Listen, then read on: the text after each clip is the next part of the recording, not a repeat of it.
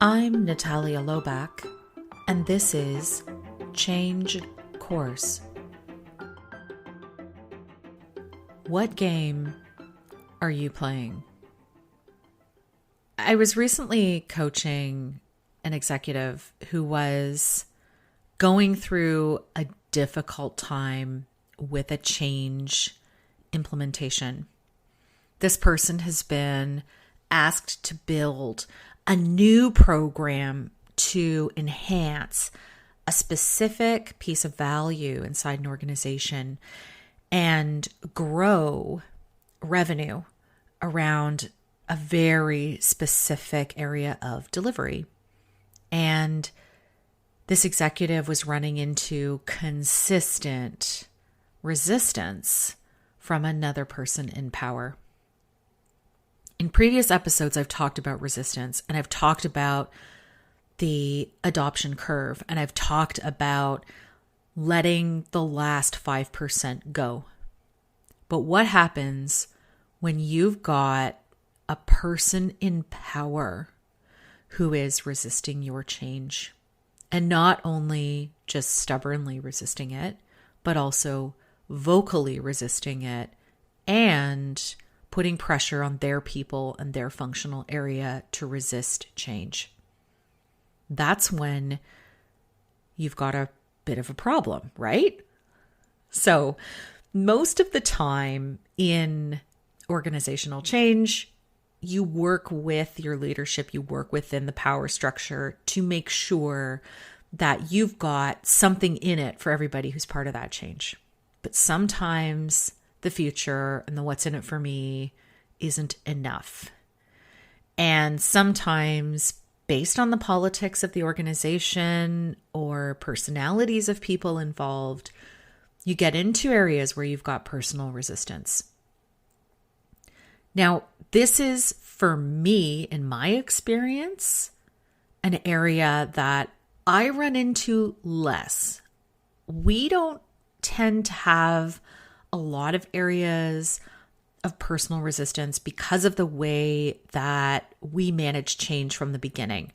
So when you're looking at a connected change model, you're preventing a lot of these things from happening because you're working within the system. You're figuring out what the system is. You're looking at the inflection points. You're also looking at behavioral science and how that comes in as well. So a lot of the time, we don't end up with these big conflicts. We don't end up with, these really entrenched individuals, but it does happen. And when it happens, this is where you've really got to get creative as a change leader or as a change manager. So this executive that I'm working with was asking me specifically, well, what do I do? And how do I navigate around this? And so my previous advice had been, as per our model and as per our approach, find a way to go around. Find a way to navigate around this person. Tap into the fear of being left behind. Tap into that fear of being the laggard, the entrenched, the one who doesn't want to move. I spoke at length about the laggards in another episode. So you want to dig into that, go back and listen to it. It was pretty good. And, in this case, you can't leave this person behind because they do have considerable power in the organization, right? And they have power to help or to sabotage you, or sabotage the work that you're being asked to do. So you can tap into the fear of being left behind. So are there peers at that person's level who are getting on board with the change? Can you use influence and peer pressure to help them? Can you be frank and be open and vulnerable with those other leaders and build up your alliances with them and ask them for help? So that's one way to look at it. So you can use that person's peer group. In this particular case, this individual who is very entrenched has a lot of power, they've also learned to aggregate power. And so you can see similar type of thing when I was talking about toxic culture a couple episodes back, about how people create these toxic cultures by aggregating power, but they also don't have a lot of strong connections with others. So this person in power aggregated a lot of power. They aggregated false loyalty among the people that they're managing and the department that they're running, but they don't have strong connections with their peer group. And so things like being left behind or having peer influence be a help is actually not effective in this case, because the other peer leaders who are at the same level of this as this individual, who have to rely on this individual in some cases for some things, manage that relationship by going around this person. So they are not invested either. And so this creates another point of conflict. Once you take that option away, you have to look at what are some of the other things that you can do. And so really the last thing that you can do here, and what I advised this executive to do, was take the person out for a meal of their choice. For those of you who are listening from around the world, maybe you don't take them out to a bar. But sometimes here in North America, you might do that. You might do that in a very casual setting because you take them outside of the environment. You take them outside of the office. Part of it, that office environment, you're meeting them in person. Part of being in the environment lends itself to the way the power structure works and how power is communicated. And so what you do is you level that. You take them out of the environment. You level the power by having this conversation somewhere else. My personal recommendation is always to have this conversation in person. I've seen this work. I have seen this work, and it can be incredible. But truly, the bottom of it is, number one, you got to be ready to be vulnerable. And number two, you've got to do it in person. There's something about us as humans that we can see so much more of the body language. We can read each other's energy. And without getting too woo about this, there is a difference in meeting in person versus doing something online or doing something through technology or a phone call.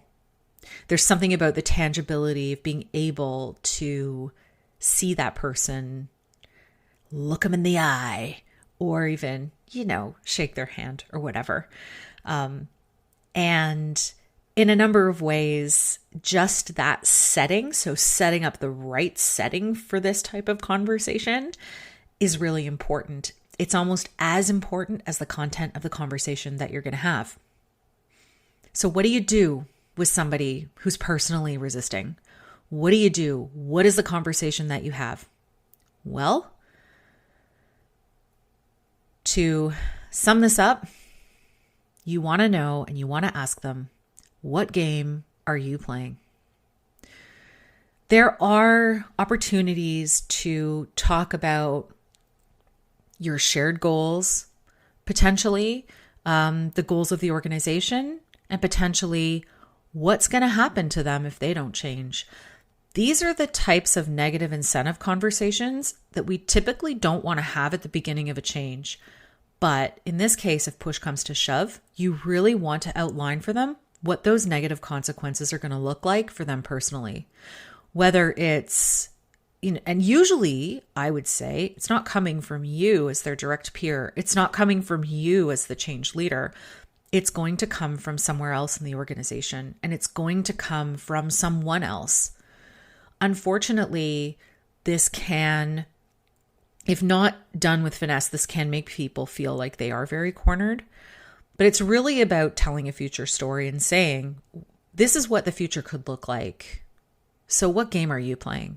Do you want to play the game where you are part of this success? Or do you want to play the game where you are not supportive and you're not participating? part of being successful in change is understanding that it's a collective success. It's not a personal success. And so you, as the person having this conversation, need to take yourself out of it. It's not about your success. It's not about your glory. It's not about any of that. In fact, the one thing I like to remind people of when I have these types of conversations is, you know what? It's kind of like when you go out and you're battling the mythical Hydra. And in the legend or the myth of the Hydra, it's a mythical being that has multiple heads, sea monster, very scary looking. But you cut its head off and another head grows in its place. So you never actually kill it by cutting its head off. You just slay one part of it and another will come and take its place. So it's this kind of thing that I sometimes will highlight.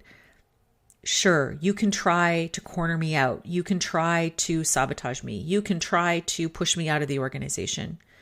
You can try to make my life incredibly difficult. But if I leave, somebody will come and replace me. This initiative is such a high priority for this organization that if you sabotage it, it will be more negative for you. And if I leave, somebody who is better equipped to deal with you will come in my place. So this is where we need to tap into the fear that can sometimes come with change, and the fear that the person is dealing with is not something else, that, you know, it's not what they actually need to be afraid of. And so realigning what it is that they actually need to be afraid of, give them something else to be scared about. So not something that I recommend to do at any point in change other than when you're dealing with a fairly powerful, difficult stakeholder. You want to outline all of those other things that could be happening that could end up being quite negative consequences for that person for not getting on board or participating or supporting the change. That the change really isn't about you, it's about the organization. And if they are perceived or seen as standing in the way of profit or progress or improvement, then they will be seen as the negative piece. Not that it was a failure of the person or the organization or whatever it is that they're trying to do, that it will start to become apparent that it's always this person standing in the way. And if that person has a track record of difficult relationships or difficult interactions, then this becomes more and more true. So, again, when dealing with very, very, very negative and reticent, resistant stakeholders, this is one of the ways that you can do it. Generally, their responses and motivations are from fear. So give them something else to be afraid of. Invoke power structures that are beyond you. And talk about consequences, talk about outcomes, talk about the negative outcomes that they don't want to see. And don't make the game about you. It's not about you. It's not about your personal success as a change manager or your personal success as a change leader. This one might be hard for some folks. What I would say is, if you're not someone with a lot of experience, just pretend you are.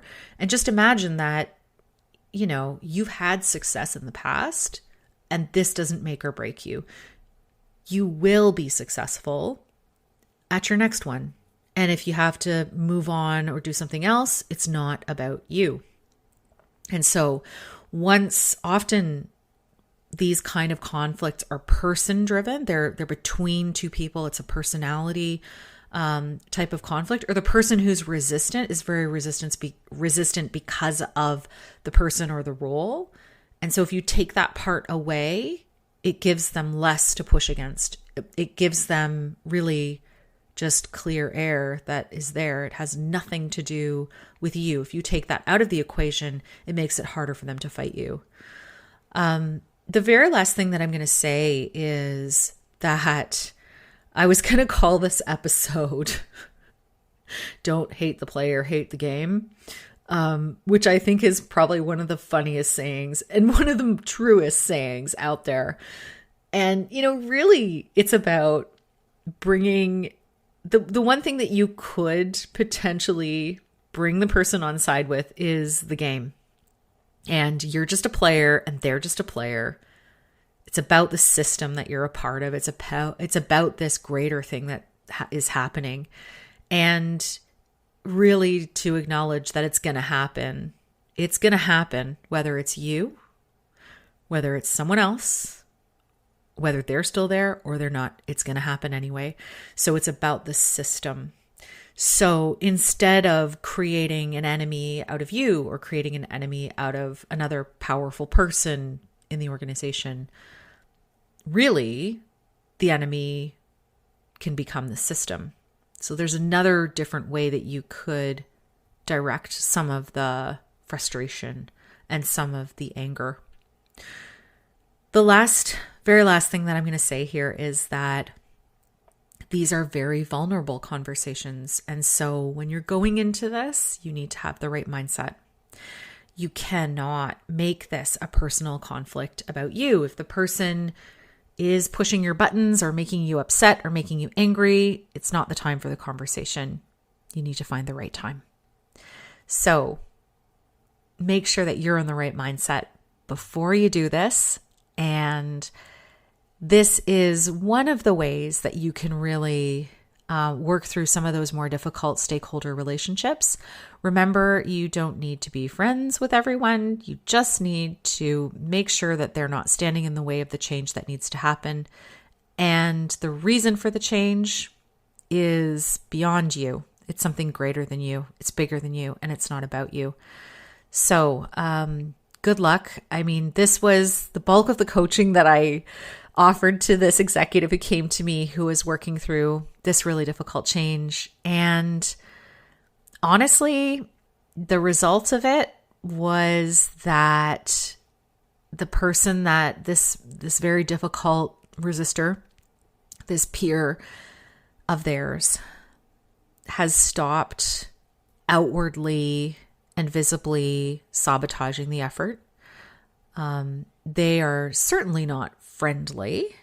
They never were, but it's not like, as one of my former favorite shows, I'm not here to make friends. And yes, I know it's really funny. It's from The Bachelor, if you don't watch that show. But one of the early contestants in one of the very early seasons would say that, like, there's like a house full of women and they're all vying for the attention of this, somewhat appropriate and desirable bachelor. And, the one woman, she was really there for the game. And she's like, you know what? I'm not here to make friends. I'm not here to be friends with you. I have my goals and I'm going to make sure I achieve them. But essentially, let's try to remember that sometimes in change, we're not here to make friends. We have something that we've got to deliver, something that we've got to execute, and that change in the name of the greater good and how it's going to benefit that greater whole. You might not make some friends along the way. Hopefully by the end of it, there are people who you do create deep and lasting relationships with, but sometimes these resistors, you never will. So you're not here to make friends, and that's okay. But for this executive that I was coaching, they're not friends. He's not here to make friends. And he's really there to make sure that they're getting progress and traction on this incredible change that they're putting in place. So the long and the short of it, the vulnerable conversation did its work. It gave that resistor something to think about, and it essentially disarmed them.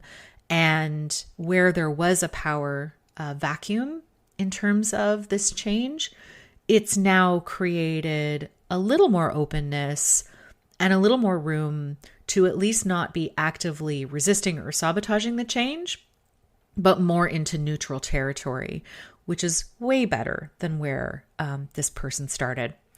So we'll see how it goes. And if I can, I'll give you a follow-up episode and let you know how this turned out. But I was excited to be brought this really good problem, and I hope that you have found it helpful as well. So good luck out there. I hope you don't meet too many of these really entrenched and difficult resistors, but every once in a while you will. And so I hope that this advice and this chat today has been helpful. Wait, I made a mistake. Oh my goodness, I'm so sorry. I'm not here to make friends did not come from The Bachelor. It came from the first season of Survivor. And it was Kelly Wigglesworth that we can thank for that phrase. So yeah, it's been said like a million times on The Bachelor. I have to admit that the first season of Survivor, oh my gosh, like what season are they on now? Man, that is like a fuzzy memory. So I'm sure I actually witnessed that moment of reality TV history when it aired. Like if you remember the time before when television shows happened at 7:00 on Thursday night and you had to be there to see it or you never saw it again. Yeah, I was there for that because like I definitely watched the first season of Survivor. It was wild. That's another story for another time though. But yeah, I made a mistake. So thank you, Kelly Wigglesworth, first season of Survivor, for the enduring phrase, I'm not here to make friends. And thanks for listening, and sorry about that. I'll make sure that I do better research next time so I don't do that again.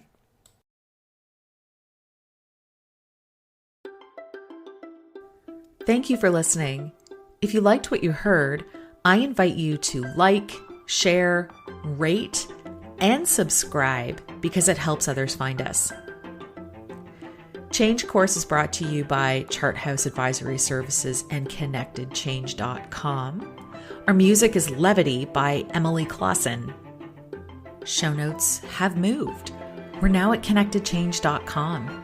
So visit us there under the Change Course podcast page, and you'll find a list of all the resources that I've mentioned here today. While you're visiting us, sign up for the Change Navigator newsletter. You'll keep on top of all things change, and every month we are sharing exclusive content and resources only with our subscribers. So don't miss out. Sign up at ConnectedChange.com. Thank you for listening, and remember, it's never too late to change course.